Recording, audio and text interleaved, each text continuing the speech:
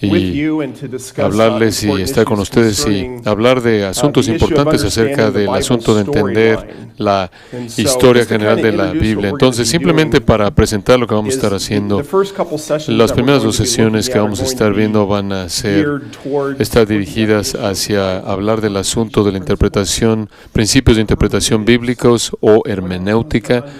Cuando hablamos de entender la historia global de la Biblia, entender el reino de Dios, el cual creo que es el tema de la Escritura, y realmente entender la profecía y ese tipo de cosas. Cuando llegamos a estudiar las Escrituras, estamos estudiando pasajes bíblicos o escarbando en el Antiguo Testamento y el Nuevo Testamento y los Evangelios y Apocalipsis y escrituras proféticas del Antiguo Testamento. Sin embargo, conforme estudias, también entiendes la importancia de la hermenéutica. En otras palabras, si tu hermenéutica o tus principios de interpretación bíblicos no son buenos, no vas a tener un entendimiento completo de la historia global de la Biblia. Y por cierto, cuando me oyes usar la frase la historia global de la Biblia, no estoy hablando de mito, estoy hablando de la narración de la Biblia, estoy hablando de cómo el progreso de la historia se desarrolla conforme es explicado en el canon de la Escritura desde Génesis hasta Apocalipsis. Entonces, estas primeras dos sesiones realmente van a estar dirigidas hacia el asunto de ver los principios de interpretación bíblica para entender la historia global de la Biblia. Entonces, hemos estado viendo estos asuntos, probablemente lo he estado estudiando durante los últimos 20 años, siempre me ha interesado en la escatología, la profecía bíblica, el reino de Dios, el pueblo de Dios, esas áreas, y siempre me ha interesado mucho tratar de unir el Antiguo y el Nuevo Testamento para entender lo que está pasando. Entonces, siempre he tenido un interés en estudiar cómo los dispensacionalistas, los premilenialistas, los amilenialistas, los postmilenialistas entienden la historia global de la Escritura. Ahora, gracias a Dios, porque todos esos grupos que mencioné están de acuerdo en el Evangelio, cómo uno es salvo y cómo uno tiene que tener vida eterna. Es lo más importante. Hay un acuerdo en quién es Jesús, su obra, su persona, el Evangelio, esas áreas. Pero no hay un acuerdo cuando hablamos de cómo estamos entendiendo el flujo de la historia junto, cómo el Antiguo y Nuevo Testamento se relacionan entre sí, los asuntos de cuál es la naturaleza del reino de Dios, asuntos que tienen que ver con la relación entre Israel y la Iglesia. Hay asuntos, ese tipo de asuntos puede haber algo de desacuerdo. Obviamente un desacuerdo grande será el asunto de la naturaleza y el tiempo del reino de Jesús. Ahora, para aquellos que son premilenialistas, como yo lo sería, yo creo que necesitas la segunda venida de Cristo para traer el reino davídico del trono del Mesías, lo que con frecuencia se menciona como el milenio en base a Apocalipsis capítulo 20. Entonces, hay ciertas, y obviamente van a haber personas que están en desacuerdo con eso, hay personas que dicen, no, el milenio es ahora, Jesús está reinando espiritualmente desde el cielo, y entonces van a haber diferentes posturas acerca de eso. Entonces, simplemente, no es un asunto de salvación, simplemente creo que para mí es algo muy importante cuando pensamos si estamos en el reinado de Jesús en este momento, estamos relacionados con Él espiritualmente por fe y estamos esperando su reinado a que venga en el futuro. Entonces, conforme comenzamos a entrar en la presentación que tengo aquí, estamos viendo el asunto de llamo esto, puedes ver estos términos. Los términos, quiero aclarar lo que quiero decir. Cuando hablamos de hermenéutica, estamos hablando de principios de interpretación bíblica y en este contexto, cómo entender la historia global de la Biblia y el flujo de la historia conforme es revelada en la Biblia. Cuando hablo de un modelo de nueva creación, este es un paradigma, este es lo primordial que hace un modelo de la nueva creación es que toma de manera muy seria las realidades espirituales que son enseñadas en la Escritura, pero también las realidades nacionales y físicas que se presentan. Entonces, es como premilenialista, yo creo que hay muchas características espirituales del reino de Jesús. Tienes que estar relacionado correctamente con Él por la fe. Va a ser un reino de justicia y rectitud. Pero del otro lado también es un reino terrenal. También es un reino que reina sobre las naciones. El reino de Jesús va a ser uno que de hecho transforma al planeta Tierra, según Isaías 65. Incluso hay una restauración del reino animal. Isaías 65 habla de cómo casas y granjas y ese tipo de cosas. Entonces, básicamente un enfoque de modelo de nueva creación toma seriamente no solo las realidades espirituales que están en la Biblia, sino también las realidades físicas y también el asunto de naciones, tales como Israel y Egipto y todo tipo de naciones que están sobre la tierra que también son presentadas en la Escritura. Del otro lado hay lo que llamamos un modelo de visión espiritual que con frecuencia ha influenciado la historia de la Iglesia. El modelo de visión espiritual está metido en las realidades espirituales de la Escritura, las cuales son muchas, pero muchas veces lo que sucede es que a veces las entidades nacionales y físicas son espiritualizadas. Con frecuencia en la historia la gente puede leer de bendiciones de la tierra, de la nación de Israel en el Antiguo Testamento, y espiritualizan cuando hablan de Jesús y la Iglesia. El Antiguo Testamento presenta el reino del Mesías como un reino terrenal, pero algunos dicen, no, cuando llegas al Nuevo Testamento realmente tiene que ver con un reino espiritual. Entonces yo creo que ese modelo de visión espiritual está haciendo una dicotomía falsa o haciendo uno este o aquel cuando en realidad es ambas. Entonces, cuando hablan de estos principios, entonces en un sentido, el modelo de nueva creación de esta hermenéutica será muy coherente, muy consistente con el premilenialismo, puede ser muy consistente con el premilenialismo dispensacional del cual yo seré uno. Entonces, creo que en un sentido, si quieres hablar de modelo de nueva creación, básicamente estás hablando de una hermenéutica premilenial, dispensacional, pero creo que cuando llegas al modelo de visión espiritual, con frecuencia está asociado con eso, sería hallado en algunos de los otros perspectivas mileniales. Entonces, simplemente mantén eso en mente. Entonces, lo que tengo aquí con la primera parte de nuestra presentación, comienzo en un sentido, con una presentación positiva en un sentido. Lo que creo que son buenos principios de interpretación para entender la historia de la Biblia global, para entender el programa de Dios, para entender textos proféticos, para entender la escatología, el estudio de los tiempos finales. Entonces, después de que acabe con esto, de hecho voy a tener una sección en donde hablo de algunos de los principios que son usados por aquellos que tienen otra postura y de hecho tienen diferentes posturas mileniales. Como dije, he estado estudiando esto por varios años, de hecho yo diría décadas, y tengo la confianza de que estos principios que estoy presentando creo que representan de manera apropiada ambas posturas. Ahora, obviamente, alguien que va a estar en desacuerdo conmigo en ciertas cosas, quizás va a decir las cosas diferentes, quizás no les va a gustar como digo todo, pero hago mi mejor esfuerzo por ser justo en cómo todo esto es entendido. Entonces, vamos a avanzar. Creo que tenemos unos 12, algo así, principios cuando hablamos de lo que es una interpretación,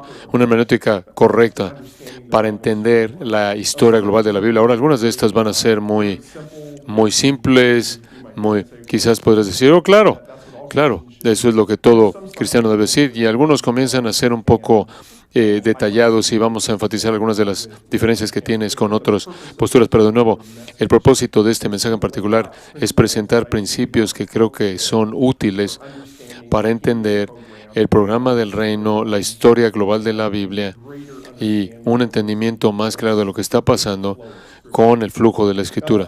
Ahora, el primero que menciono aquí es, tú sabes, el asunto de tomar toda la Escritura seriamente. Toda la Escritura es considerada seriamente, incluidas las profecías del Antiguo Testamento y el Apocalipsis. Ahora, quiero ser honesto aquí, digo, conforme estamos tratando con creyentes, cristianos verdaderos que confían en Cristo, creo que todo el mundo, si estás en ese grupo de un verdadero creyente, vas a saber que toda la Escritura es inspirada. Toda la Escritura es inspirada. No, espero que incluso haya personas que estén en desacuerdo y digan, no estoy aquí para tomar en serio la Escritura. Digo, yo entiendo eso.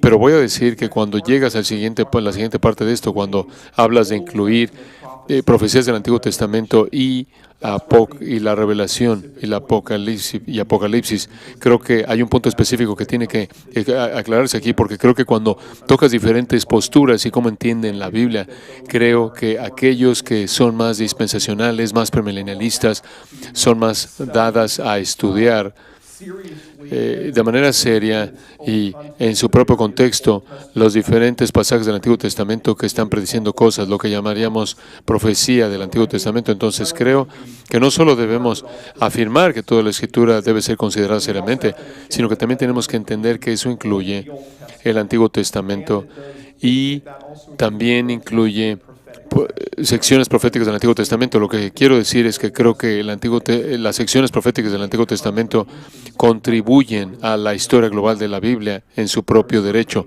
Hay ciertas cosas que son predichas y hay algunas cosas que son una realidad en la primera venida de Cristo y otras que necesitan ser una realidad en la segunda venida de Cristo, tales como una tierra transformada y cuando las naciones están bajo el gobierno del Mesías. Prosperidad agricultural, ese tipo de cosas. Entonces, necesitamos tomar el Antiguo Testamento de manera seria. Necesitamos poder ir a esos pasajes. Mencioné, hay diferentes secciones globales, de panorama global en la Escritura, como Deuteronomio 30, Levítico 26, todo tipo de pasajes de Isaías 2, Isaías 11. Podemos incluir 65 y 66, todo tipo de pasajes de Isaías 19, Jeremías 30 al 33, el libro de consolación que explica todos los pactos de la promesa, abrámico, davídico y nuevo, habla de bendiciones espirituales, habla de nuevo pacto, habla de Jerusalén siendo restaurada, habla de todo tipo de bendiciones físicas que van a venir sobre la tierra, Ezequiel 33 al 48, el cual es una sección de nuevo pacto. Claro, los profetas menores tienen mucho que decir. Entonces, lo que quiero decir aquí es que no nos da miedo ir a esos pasajes. No tengas esta suposición de que cuando llegamos al Nuevo Testamento vamos a ver todo esto es espiritualizado, todo simplemente, ustedes saben, se vuelve trascendente. Estos son pasajes que están haciendo contribuciones en su propio derecho. Y después, en segundo lugar, como ustedes saben, dentro de esto, cuando hablamos del asunto del libro de Apocalipsis, también estoy aquí para decir que necesitamos tomar el libro de Apocalipsis de manera muy seria, haciendo una contribución en su propio derecho. Ahora, de nuevo, cualquiera que es un verdadero creyente va a entender que Apocalipsis es inspirado, es parte del canon. Pero ha habido una historia larga en la iglesia, con frecuencia ve Apocalipsis como algo tan difícil de entender, con sus símbolos y diferentes cosas, que hay una resistencia por acudir a él para ver qué contribuciones está presentando.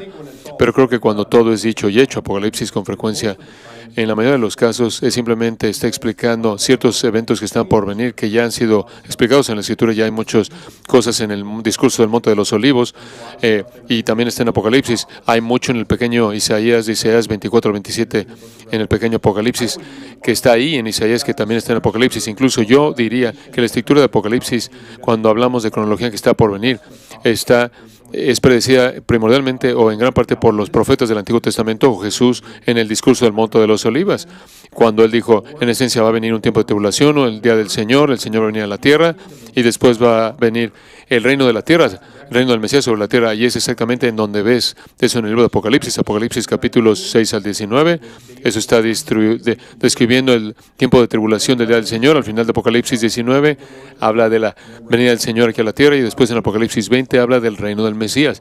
De eso se habla también ahí en Mateo 24 y 25, eso se habla en Isaías 24 al 27, incluso encuentras eso en Zacarías capítulo 14.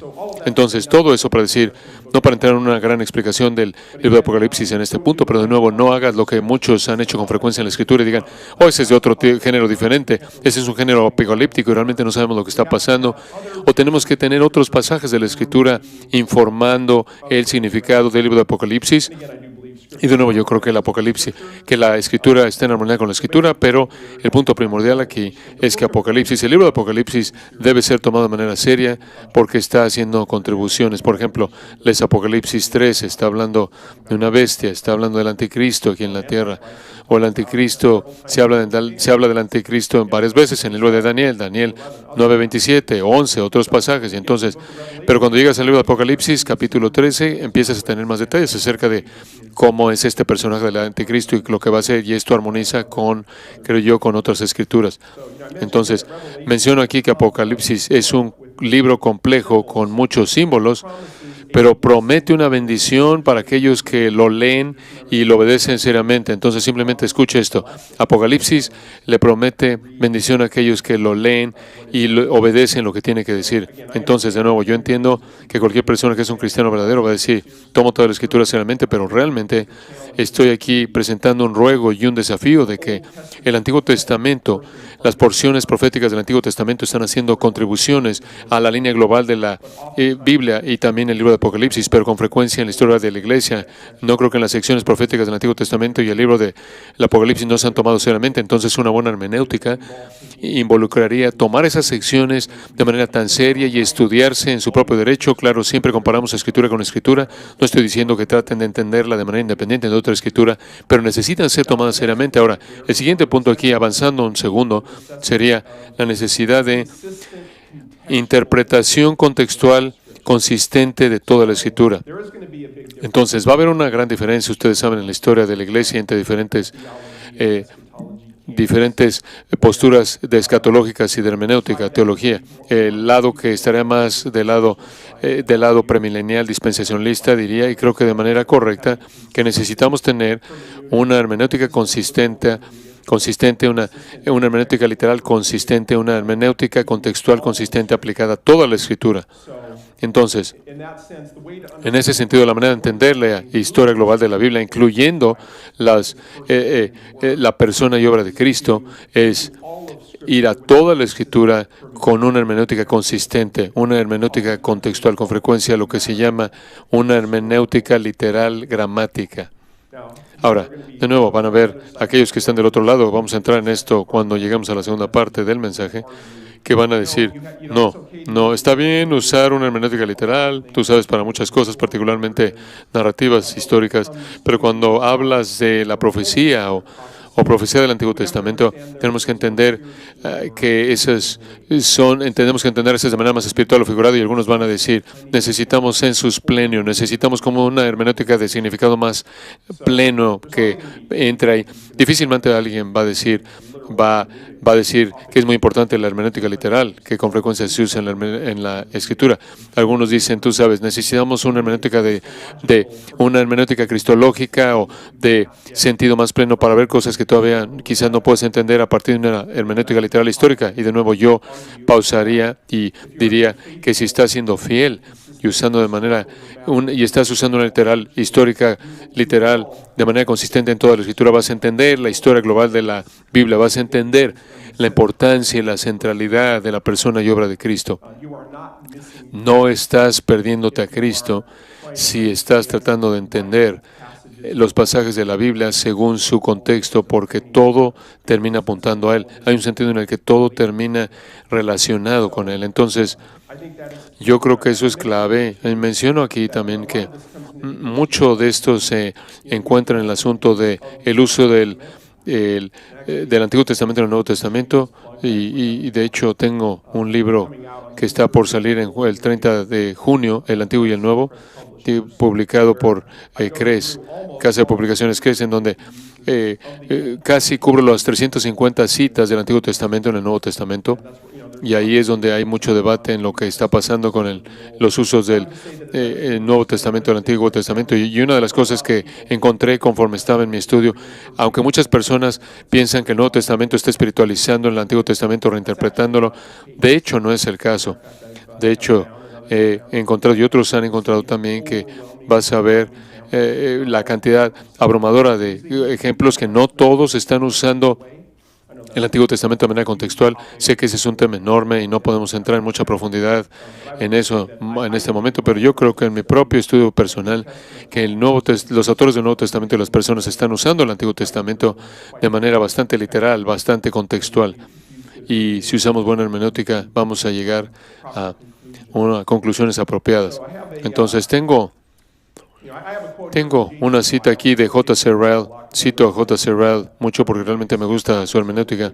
Y entonces, lo que él dice aquí, lo cual creo que es una manera apropiada de terminar esta parte de este punto. J.C. Ryle dice, aquello en contra de lo que yo protesto es el hábito de alegorizar dichos simples de la palabra de Dios acerca de la historia futura de la nación de Israel y hacer a un lado la plenitud de su contenido para acomodarlos a la iglesia gentil. Yo creo que el hábito no tiene base en nada en la Escritura y seguir eso va a llevar a muchas consecuencias malas. Entonces, esa es una buena cita. Y entonces, voy a decir esto, voy a afirmar esto, un modo de interpretación consistente evita una hermenéutica doble, en donde ciertas partes de la Biblia son entendidas contextualmente, mientras que otras son espiritualizadas.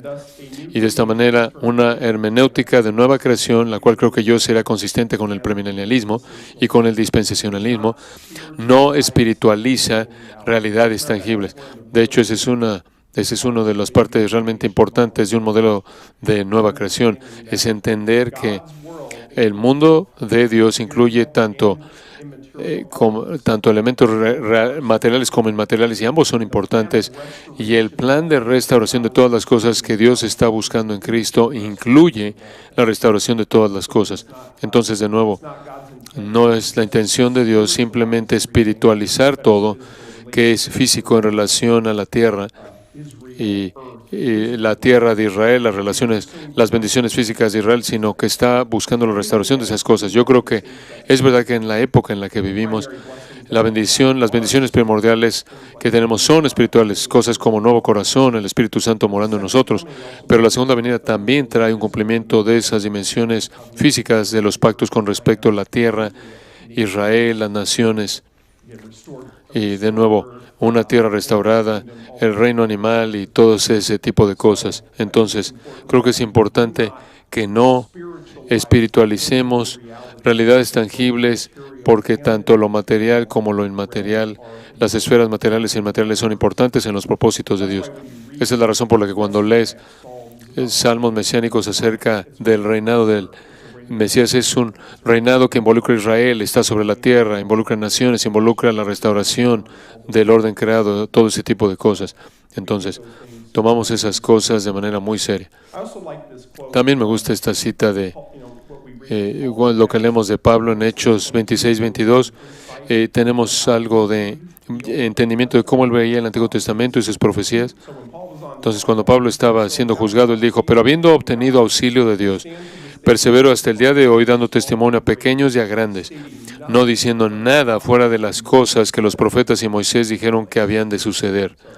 Entonces observa que Pablo no está reinterpretando el Antiguo Testamento, usando alguna hermenéutica para inventar todo tipo de cosas. Y él dijo: simplemente estoy aquí para decirles exactamente lo que los profetas del Antiguo Testamento tenían que decir. Entonces, en la siguiente sección aquí hablo un poco más de esto con respecto a aplicación del Antiguo Testamento. Creo que voy a dejar que ustedes lean eso. Creo que voy a pasar a que ustedes lo lean. Creo que voy a pasar al siguiente punto principal aquí. Entonces, cuando llegamos a este siguiente punto de hermenéutica, en donde llamo esta sección prioridad del pasaje. En otras palabras, y de nuevo aquí estamos tratando con el asunto de el Antiguo Testamento y el Nuevo Testamento, y obviamente los pasajes dentro del Antiguo Testamento y el Nuevo Testamento. Entonces voy a decir aquí que una hermenéutica de nueva creación afirma que el significado primordial de un pasaje, en donde quiera que se encuentre en la Biblia, se encuentra en ese pasaje. De nuevo, está este debate acerca de ¿qué testamento debe tener prioridad? ¿Acaso el Antiguo Testamento debe tener prioridad sobre el Nuevo? ¿Acaso el Nuevo Testamento debe tener prioridad sobre el Antiguo? Con frecuencia aquellos que afirman la prioridad del Nuevo Testamento por encima del Antiguo, diría que debes usar el lente del Nuevo Testamento realmente para entender el significado de pasajes del Antiguo Testamento. Y entonces algunos van a decir eso, pero no creo que... Yo creo que es posible entender el Antiguo Testamento en su propio contexto, y después creo que lo que ves en el Nuevo Testamento es el Nuevo Testamento con frecuencia está edificando sobre el significado del Antiguo Testamento. Entonces, en otras palabras, creo que lo que estamos afirmando aquí es que el significado de un pasaje se encuentra en ese pasaje, no se encuentra en otros pasajes. ¿Tiene sentido esto? En otras palabras, cada pasaje va a hacer su propia contribución. Y yo creo que lo que vemos es que terminamos viendo la Escritura, estando en armonía con la Escritura, y no creo que nunca vemos un asunto un ejemplo en donde el Nuevo Testamento está reinterpretando un pasaje de la Antigüedad, y con frecuencia ha pasado eso en la historia de la Iglesia. A veces la gente, por ejemplo, ha habido un pasaje que está describiendo la nación de Israel y es muy importante en los planes de Dios, y dicen, bueno, el Nuevo Testamento trasciende eso. Israel solía ser una entidad colectiva, tenía un elemento nacional étnico, pero hoy día la Iglesia es una entidad espiritual, ¿no? En un sentido, entonces, Israel ha sido transformado con frecuencia en la historia de la Iglesia cuando ha habido bendiciones físicas, hablando de prosperidad, bendición agricultural en el reino del Mesías, o en el reino animal, o naciones geopolíticas. Esas cosas se espiritualizan debido al Nuevo Testamento. Y de nuevo, estoy aquí para afinar definitivamente que hay un sentido en el que el Nuevo Testamento es más completo. Es una revelación más completa, nos está dando más detalles. Conocemos mucho más de la vida después de la muerte y el cielo y el infierno a partir del Nuevo Testamento de lo que vemos en el Antiguo. Pero no creo que sea el caso que el Nuevo Testamento está cambiando el mensaje del Antiguo. Que para entender lo que Zacarías 14 está diciendo acerca del Mesías que viene a Jerusalén con el reino terrenal, tienes que ir a pasajes del Nuevo Testamento para entender realmente lo que ese pasaje en particular está diciendo. Entonces, lo que estoy afirmando aquí es que ni la prioridad del Antiguo Testamento, ni la prioridad del Nuevo Testamento, del Antiguo Testamento ni del Nuevo, lo que llamamos esta prioridad del pasaje, eso es lo que significa. Dios ha inspirado toda la Escritura. En otras palabras, Él ha inspirado a los diferentes autores para proclamar su mensaje. Cuando quieres entender un significado de un pasaje, sea Génesis 3, Isaías 2, o Zacarías 14, o Amós 9, o Mateo 2, o Apocalipsis 13, sea cual sea el pasaje en el que estés, que el significado de ese pasaje puede ser encontrado en ese pasaje en particular. Y debido a que Dios está detrás de todas esas escrituras, Él ha inspirado toda la Escritura, podemos saber que todo eso va a armonizar. Y también podemos entender que conforme el progreso de la revelación se desarrolla, que Dios va a estar dándonos más y más información. Incluso cuando llegamos a la expectativa del Mesías, lo que hablamos, una esperanza mesiánica. Tú lees Génesis 3:15, alguien va a venir de una mujer, va a ser un nacimiento de la mujer, y después lees más adelante y dices, esto va a involucrar a Noé, va a involucrar a Abraham, a Isaac, a Jacob, y alguien que va a venir de la tribu de Judá, y eventualmente sabemos que viene a través de David. Y entonces, conforme lees la Escritura, las cosas se vuelven más y más específicas, pero estamos viendo armonización ahí, y no ciertos pasajes que están por encima de o cambiando el significado de otros pasajes. Entonces, tengo una cita aquí de John Feinberg que creo que es útil, en donde él dice: la aplicación del Nuevo Testamento del pasaje del Antiguo Testamento no necesariamente elimina el significado original del pasaje.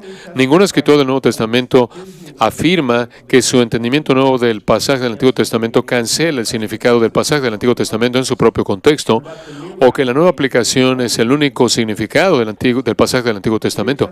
El escritor del Nuevo Testamento meramente ofrece una aplicación diferente de un pasaje del Antiguo Testamento que el Antiguo Testamento pudo haber previsto. Él no está afirmando el entendimiento del Antiguo Testamento que ahora es irrelevante, y creo que esa es una buena cita aquí. Y después John Feinberg, cuando está hablando con frecuencia del dispensacionalismo y los no dispensacionalistas, cómo entienden la Escritura, él presenta este punto de nuevo citando a John Feinberg. Los no dispensacionalistas comienzan con la enseñanza del Nuevo Testamento como tener prioridad y después regresan al Antiguo Testamento. Los dispensacionalistas con frecuencia comienzan con el Antiguo Testamento porque es lo primero que viene en la historia global. Pero donde sea que comienzan, demandan que el Antiguo Testamento sea entendido en sus propios términos en lugar de ser reinterpretado a la luz del Nuevo Testamento. De nuevo, creo que esa es una buena afirmación ahí. Entonces, creo que no vas a tener a pasajes que vienen más tarde y reinterpretan los de antes. Lo que ves es que pasajes que vienen después van a edificar por encima, o encima de, no por encima de, encima de los pasajes que fueron ya entendidos, y van a armonizar y van a estar coherentes con ello. Y si oyes a alguien que dice el Antiguo Testamento, si oyes a alguien que dice el Nuevo Testamento trasciende o reinterpreta o transforma al Antiguo, normalmente esa es una clave que muestra que alguien va a hacer algo con el significado del pasaje del Antiguo Testamento para tratar de darles un significado diferente de lo que originalmente significaron. Entonces, cuando oigas ese tipo de trascender, transformar, redefinir, reinterpretar, entiende que normalmente eso es lo que está pasando. Muy bien. A continuación, el siguiente punto del que quiero hablar aquí es que otro principio creo que tenemos que entender es que las profecías del Antiguo Testamento no necesitan ser repetidas en el Nuevo Testamento para que podamos creer que todavía van a ser cumplidas literalmente. Entonces, este es un punto importante porque ves tu Antiguo Testamento, ves las secciones proféticas más importantes, particularmente en los profetas mayores y menores. Claro, hay mucha profecía, también hay en Deuteronomio, Levítico, etcétera. Y ves este volumen enorme de material profético. De nuevo, parte de esto son bendiciones, parte son bendiciones proféticas, algunas de las naciones, otras de Israel. Y entonces, después ves el tamaño de tu Nuevo Testamento. Claro, tu Nuevo Testamento es mucho más pequeño que el Antiguo Testamento. Y entonces, obviamente, van a haber muchas ocasiones en las que el Nuevo Testamento cita el Antiguo Testamento. Creo que hay 350 veces en donde he citado, incluso más referencias, pero hay mucho en el Antiguo Testamento que no es repetido en el Nuevo. Entonces hay muchos detalles que no son repetidos en el Nuevo. Entonces tienes que hacerte la pregunta, bueno, ¿qué hago con eso? Si no hay una repetición de pasajes repetidos si no hay mucha repetición de pasajes proféticos del Antiguo Testamento en el Nuevo. Y de nuevo, si el Nuevo Testamento no es repetido en el Antiguo Testamento, probablemente podemos asumir que no va a ser cumplido literalmente. Y algunos asumen que el Nuevo Testamento tiene que repetir lo que fue dicho en el Antiguo Testamento para ser cumplido. Pero creo que la mejor postura es que si Dios se ha revelado a sí mismo una vez acerca de un tema, eso es suficiente. Ya es suficiente. Entonces, no siempre tienes que tener una repetición de algo en el Nuevo, porque el mismo Dios que está dando revelación del Nuevo Testamento también ha dado revelación en el Antiguo Testamento. Entonces, yo creo que el Nuevo Testamento con frecuencia repite la importancia de la nación de Israel y el plan de Dios. Yo creo que se habla de la tierra, se habla de bendiciones físicas en el Nuevo Testamento, no tanto como lo ves en el Antiguo Testamento, pero definitivamente no creo que estás viendo una reinterpretación del Antiguo Testamento. Creo que estás viendo afirmaciones de esas cosas.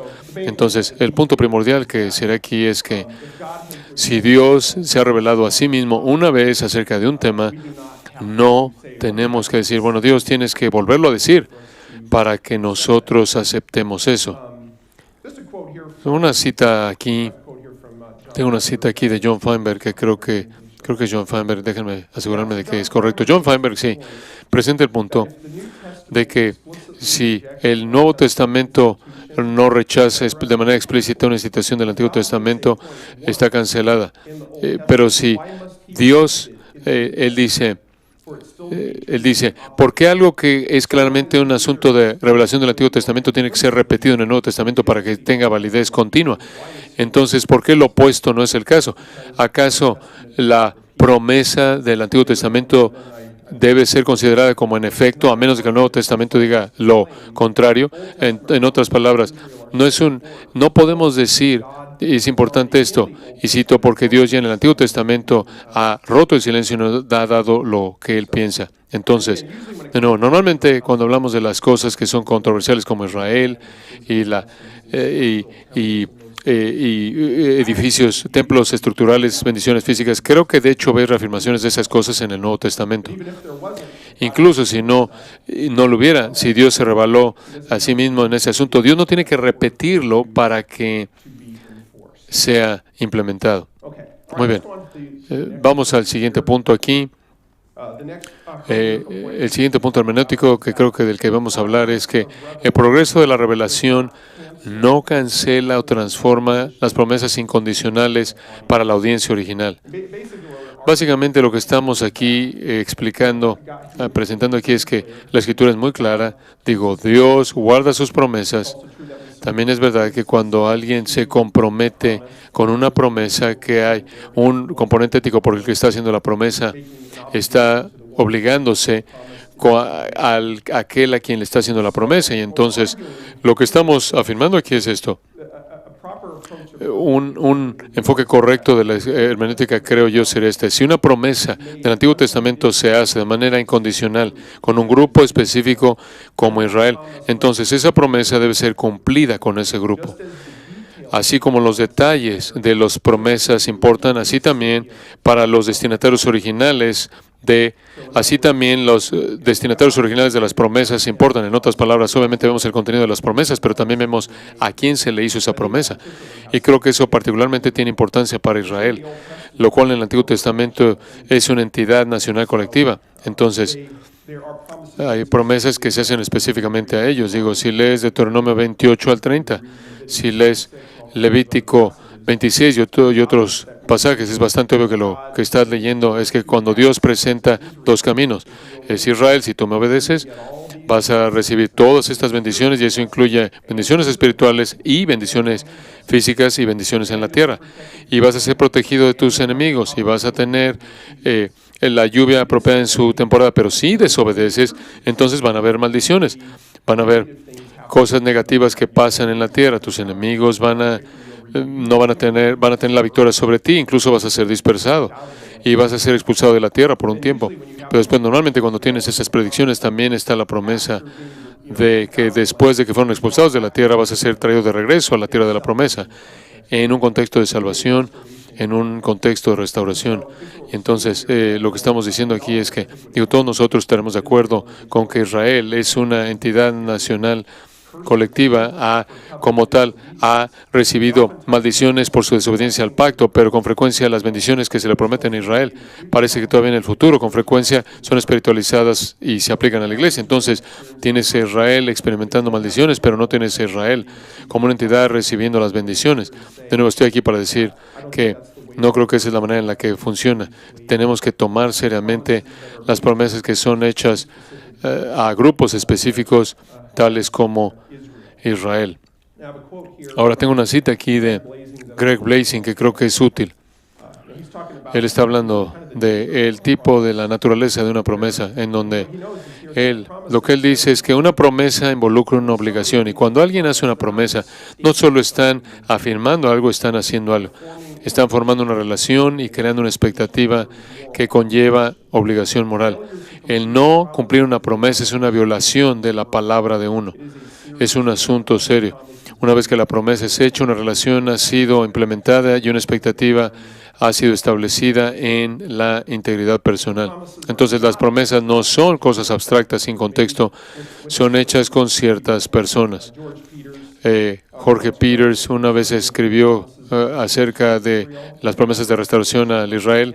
Si no había la intención de restaurar a Israel, si todo debería ser entendido de manera típica o espiritualmente o condicionalmente, entonces ciertamente el lenguaje fue eminentemente calculado para engañar a los oyentes. También pienso en Gálatas 3, versículo 15, en donde Pablo está hablando de los pactos. En el contexto de Gálatas 3 está haciendo un contraste entre el pacto mosaico y el pacto abrámico, pero Pablo presenta el punto.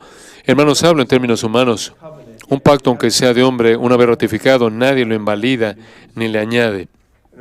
En otras palabras, cuando un pacto, él está usando un argumento aquí de lo menor a lo mayor. Incluso cuando hablamos de pactos humanos, una vez que han sido hechos, ya han sido hechos con ciertas partes. No tienes cambios en eso más tarde, eso violaría el pacto mismo. Cuánto más cierto sería por parte de Dios no solo guardar sus promesas, como Él ha dicho, sino también guardarla con la gente con quien hizo esas promesas. Muy bien, avanzando aquí, avancemos otro punto aquí. Aquí hay una cita, voy a incluir esta cita, vale la pena mencionar aquí una cita de John Feinberg. Él dice, si una profecía del Antiguo Testamento promesa es hecha incondicionalmente a un pueblo, a un grupo de personas dadas, y todavía no es cumplido a ellos, incluso en la era del Nuevo Testamento, entonces la profecía todavía debe ser cumplida con ellos, a ellos.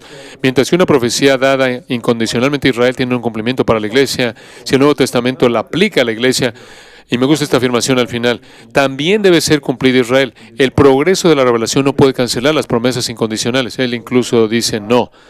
En otras palabras, cuando Dios se compromete con hacer ciertas cosas con cierto grupo, Él se asegura de que Él va a cumplir eso. Pienso, por ejemplo, en Romanos 11, particularmente en el asunto de Israel. Cuando lees Romanos 9 al 11, Pablo está tratando con Israel colectiva en incredulidad. También habla del remanente de Israel en Romanos 11, 1 al 10 en particular, pero él está tratando de Israel, quien está en incredulidad. Y una de las cosas que dice cuando llegas a Romanos 11, 28 al 29 es, Él va a decir que Israel es amada por causa de los padres y que irrevocables son los dones y llamamiento de Dios. Entonces eso es interesante, en otras palabras, los dones, que creo que son Romanos 9, 4 y 5, cuando Pablo dice todo lo que Dios le prometió a Israel, los pactos y todo ese tipo de cosas, habla de eso y habla del llamado de Dios que es irrevocable. Entonces aquí, de hecho, tienes una afirmación del Nuevo Testamento por parte de Pablo, afirmando que con Dios y los dones y llamamiento que Dios le ha dado a Israel es irrevocable. Y claramente está hablando de la Israel nacional colectiva en el contexto de Romanos 9 al 11, aunque aunque también habla del remanente ahí. Muy bien, avancemos al siguiente punto aquí, el asunto de cumplimientos con las dos venidas de Jesús. Muy bien, el punto primordial que estamos presentando aquí es este. Creemos que toda la profecía se relaciona a Cristo y si es entendida apropiadamente es cumplida por Él. Entonces, en otras palabras, Jesús es su promesa y su obra es el centro del plan de Dios. Entonces, yo creo que en Mateo 5, 17 al 18, Jesús básicamente promete que todo lo que fue predicho, toda iota y tilde tiene que ser cumplida, tiene que suceder, tiene que cumplirse.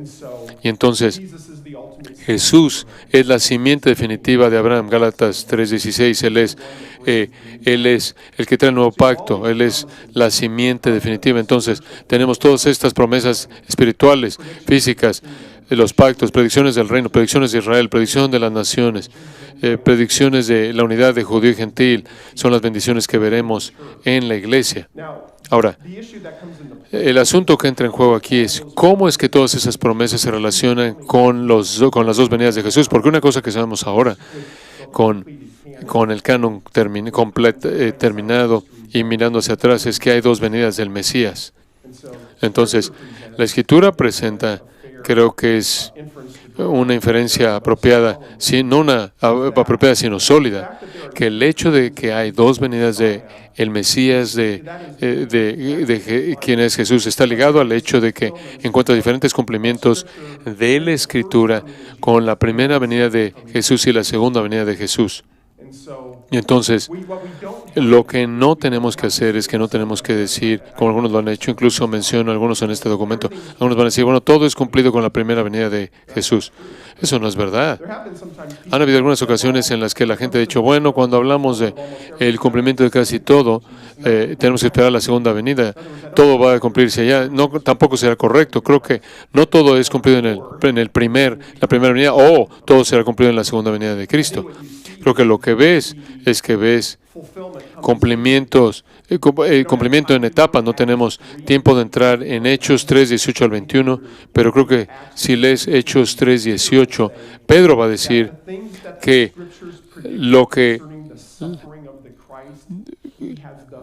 cuando dice Dios ha cumplido así lo que había antes anunciado por boca de todos sus profetas que Jesucristo había de padecer. Jesús ha cumplido la expiación que se predice del siervo sufriente, pero cuando ves Hechos 3, 20 al 21, cuando Pedro también habla de los tiempos de refrigerio, la restauración de todas las cosas, el envío del Cristo, las cosas que están en el futuro, él dice, las Escrituras también predijeron esas cosas. Pero en el tiempo de Hechos 2, incluso en la actualidad, no hemos visto aún la segunda venida de Cristo. Todavía no hemos visto la restauración de todas las cosas, que incluiría el planeta Tierra. Entonces, creo que incluso en Hechos 3, 18 al 21, presenta eso de manera clara, que hay ciertas cosas que han sido cumplidas con la primera venida de Cristo. Hay otras cosas que van a ser cumplidas con la segunda venida de Cristo. Y creo que ese es un enfoque apropiado. De hecho, creo que probablemente aquellos que van a entender con mayor precisión la historia global de la Biblia son aquellos que van a entender eso. En otras palabras, van a poder descifrar lo que fue cumplido en la primera venida, lo que fue cumplido en la segunda venida. Creo que si quiere ser muy simplista o simple, creo que es apropiado decir que las profecías acerca del siervo sufriente trayendo expiación, ese es el tipo de cosas que particularmente fueron cumplidas en la primera venida de Cristo. Cuando hablamos de el rey mesiánico reinando sobre las naciones con una planeta Tierra transformada, esas son cosas que esperan la segunda venida. Incluso yo diría que la unidad de judío gentil que tenemos en el Mesías, eso es algo que está siendo experimentado en la actualidad. El Antiguo Testamento predijo, como tú sabes, que los gentiles serían bendecidos y salvados. Creo que estamos viendo implicaciones de eso con la primera venida de Cristo. Hay un teólogo en particular que hizo una afirmación que no creo que es correcto, simplemente para mostrarles el contraste.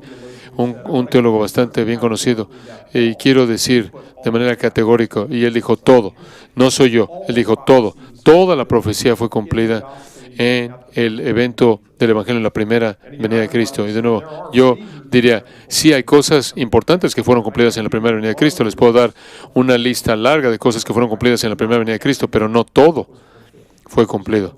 Todavía estamos esperando el rey que esté reinando sobre las naciones, sobre la tierra, cosas que están asociadas con la resurrección y ese tipo de cosas. Entonces, ese es el punto que creo que tenemos que mantener en mente. Si conforme estás estudiando la Escritura, estás estudiando el Antiguo Testamento, el Nuevo Testamento, y te enfrentas predicciones, ves predicciones, y te preguntas qué cosas fueron cumplidas en la primera venida de Cristo y qué cosas serán cumplidas con la segunda venida de Cristo. Digo, cuando lees el discurso del Monte de los Olivos en Mateo 24, Jesús está prediciendo cosas que van a venir en su segunda venida. En Mateo 24:15, Él habla de la abominación desoladora. Cuando ves de lo que habló Daniel, entonces puedes saber, Él habla de cosas que van a pasar. Él incluso habla de señales cósmicas que van a pasar. Él habla de su regreso en Mateo 24. Ahora, obviamente, Jesús cumplió muchas cosas con su primera venida, pero en el discurso del Monte de los Olivos dice, hey, todavía hay cosas que tienen que pasar en el futuro. De esta manera, yo diría aquí un principio importante hermenéutico de una manera de ver la Biblia de nueva creación es que hay cumplimiento en la primera y segunda venida de Cristo. No es necesidad de forzar que todo se cumpla en la primera o segunda venida. Esto es primera venida nada más y segunda venida una vez, sino ambas. Vayamos al siguiente punto aquí. El siguiente punto que quiero explicar. El concepto de cumplimientos parciales. Con el asunto de cumplimientos parciales estamos explicando, lo que queremos decir es que hay ciertos pasajes en la Escritura en donde un racimo de cosas son predecidas, y cuando leemos el Nuevo Testamento vemos que ciertas cosas fueron cumplidas con la primera venida y hay otras cosas que parecen esperar el cumplimiento en la segunda venida. Entonces está ligado de manera cercana. Zechariah 9:9, and by the way, this is quoted in all four Gospels about Jesus' entry, a few days before his death into Jerusalem. Rejoice greatly, O daughter of Zion. Shout in triumph, O daughter of Jerusalem. Perdón, hermanos, un segundo. Humble and mounted on a donkey, even on a colt, the foal of a donkey. Está citando Zacarías 9 y 10. Claro que eso parte de eso se cumplió con Cristo viniendo aquí, pero el versículo que viene después de eso, Zacarías 9 y 10, vemos que hay un cumplimiento parcial con implicaciones para la primera y segunda venida de Jesús. En Zacarías 9 y 10, de hecho tienes ahí cómo su dominio será del mar al mar y del río hasta los fines de la tierra. De hecho, está hablando de un reino terrenal. En otras palabras, cuando este reinado en la tierra va a ser un tiempo en el que vamos a ver cómo va a estar en todo el globo completo. Este versículo no fue citado en los evangelios cuando vino la primera venida. Esto parece que viene espera la segunda venida de Cristo. Van a ver algunas cosas que ejemplos de eso, de lo que va a pasar. Otro ejemplo sería en Zacarías 9:10, también Isaías 61:1 y 2, cuando habla del Espíritu del Señor. Perdón, ese pasaje de Isaías 61 habla del día de venganza de nuestro Dios, que parece ser el día del Señor, parece estar más relacionado con la segunda venida de Cristo. Entonces, no voy a pasar tanto tiempo en ese punto en particular, pero creo que ves muchas cosas en la Escritura en cuando lees un pasaje del Nuevo Testamento y ves cómo hay otros elementos dentro de esa profecía del Nuevo Testamento que parecen esperar a la segunda venida. Otra cosa de que hablar sería el asunto de Jesús como medio de cumplimiento. Este es un punto bastante importante, porque de nuevo, no estoy pidiéndole que literalmente levanten la mano al decir esto, pero probablemente yo les diría, ¿cuántos de ustedes creen que Jesús es el cumplimiento del Antiguo Testamento? Esperamos que todo levante su mano. Pero si tuvieras una mezcla de personas con diferentes posturas mileniales y escatológicas, preguntarías, ¿cómo? ¿Cómo es que Jesús cumple? Vas a tener diferentes respuestas. Y entonces, con frecuencia, lo que ves con un modelo de visión espiritual no premilenialista ven a Jesús como la absorción de los detalles de la profecía. En otras palabras, no tienes que esperar, por ejemplo, promesas para la nación de Israel o promesas de la tierra, incluso dirían algunas bendiciones físicas siendo cumplidas, porque esas cosas se vuelven casi como son absorbidas con Jesús, no importan ya, porque Él, debido a su persona. No creo que así funcionan las cosas. No tengo tiempo para entrar en mi entendimiento de Mateo 5, 17 y 18, pero creo que una postura más apropiada es que Jesús es el medio del cumplimiento. En otras palabras, Jesús es aquel que garantiza que todo va a ser cumplido. Entonces, eso no significa que las promesas de la tierra en el Antiguo Testamento se van a desvanecer. Vamos a ver en la siguiente sesión que algunos dicen que se desvanecen. De hecho, entonces, no significa que las naciones geopolíticas ni la nación de Israel se desvanece, pero eso significa que a través de Jesús y sus dos venidas, Él se asegura de que todo se ha cumplido. Él, en su persona y obra, es el centro del programa del reino. Entonces, simplemente tengan cuidado. Algunas veces cuando la gente usa cuando dicen Jesús cumple algo, podrían referirse a algo diferente dependiendo de la postura, que depende de la postura a la que pertenecen, qué perspectiva están viendo. Cuando decimos que en Jesús cumple todo, no quiere decir que todos los detalles, eso no quiere decir que los detalles se desvanecen en Él, sino que creo que todo lo que sea predecido tiene que ocurrir. Muy bien, en el siguiente punto aquí hablamos de este asunto de tipos, sí, interpretación tipológica, no. Esta es una categoría enorme, incluso esto quizás voy a dividir esto un poco porque vamos a hablar de esto en la próxima sesión. Bueno, yo creo en los tipos. ¿Qué es un tipo? Los premilenialistas, dispensacionalistas hablan de tipos. ¿Qué es un tipo? Un tipo sería como una persona o cosa o lugar o evento que prefigura algo incluso más grande en el Nuevo Testamento. Se nos dice en Romanos 5, ustedes saben que Adán es un tipo de Cristo. Se nos dice en Hebreos 10 que la ley mosaica fue una sombra de lo que estaba pasando con Jesús y el nuevo pacto. Entonces, definitivamente hay tipos en la Escritura. Entonces, creo que la clave de los tipos es entender lo que el Nuevo Testamento está presentando, qué conexión está haciendo el Nuevo Testamento, y solo porque hay tipos no significa que la historia global de la Biblia cambia. En otras palabras, hay algunas personas que ven todo el Antiguo Testamento o la mayoría del Antiguo Testamento como un tipo, y es como una sombra inferior que una vez que Jesús aparece no necesitas esperar ningún cumplimiento literal de cosas que están pasando, que pasaron en el Antiguo Testamento. Entonces, y de nuevo, simplemente para hacer esto corto, mi entendimiento sería que la mayor parte de la discusión o de la explicación de los tipos en el Nuevo Testamento está explicando cómo el pacto mosaico en su sacerdocio y sacrificios eran sombras y tipos de lo que estaba pasando con Cristo y el nuevo pacto y su sacerdocio superior. Entonces, específicamente es el pacto mosaico.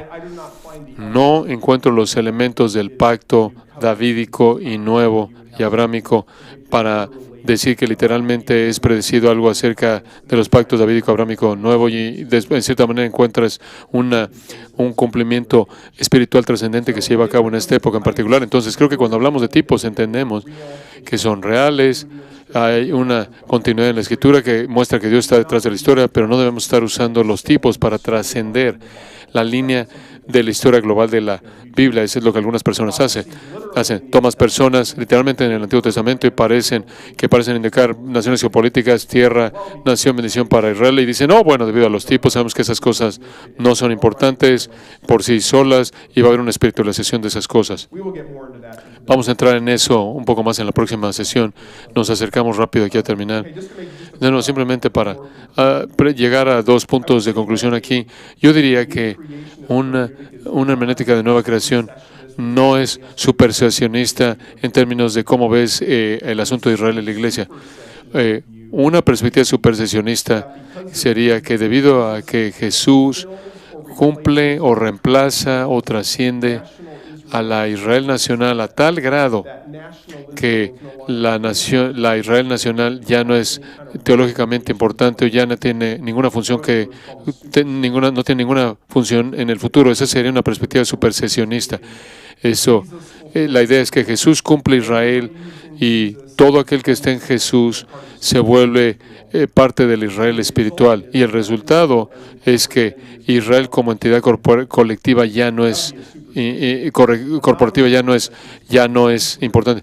Una perspectiva no supersesionista, la cual creo que es la correcta, es decir, que las naciones son importantes en los propósitos de Dios. Israel es una nación y es importante en los propósitos de Dios.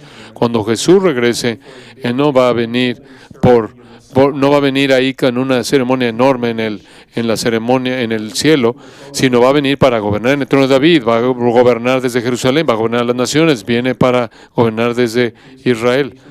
Y las naciones van a venir, como dice Isaías 2, para venir a aprender ciertas cosas, y se espera de las naciones conforme lee Zacarías 14. Entonces, hay mucho más que puede ser dicho en este punto en particular, obviamente, pero de nuevo, un modelo de nueva creación entiende que los propósitos de Dios tienen mucha realidad espiritual, pero todavía tratamos con nación, tierra y bendición Israel, aunque Israel actualmente esté en incredulidad en este momento, no pierden su importancia. Romanos 11, 28 al 29. Irrevocables son los dones y el llamamiento de Dios. Pablo está hablando de la nación de Israel como nación corporativa. En ese contexto. Muy bien. Ahora el siguiente punto aquí. Continuidad en la línea de la historia.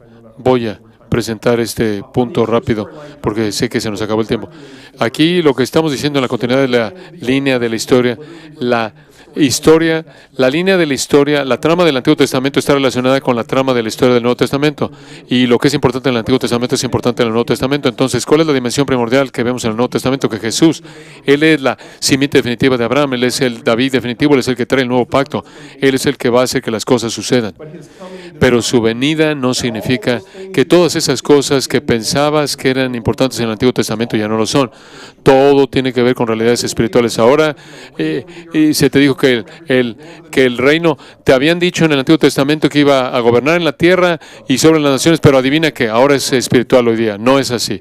Lo que estamos afirmando es que el Nuevo Testamento está edificando sobre la trama de la historia del Antiguo Testamento cuando estamos hablando de Jesús como Mesías, su relación ahí, pero no estamos apretando el botón de reinicio, no estamos cambiando la trama de la historia, estamos viendo la trama de la historia que continúa y está siendo cumplido y no hay cambio en la historia. Muy bien. Bueno, me pasé unos minutos, pero vamos a retomarlo. Aquí voy a decir unas cuantas palabras conforme terminamos la sección y conforme entramos a ejemplos del otro lado de la hermenéutica. Muy bien.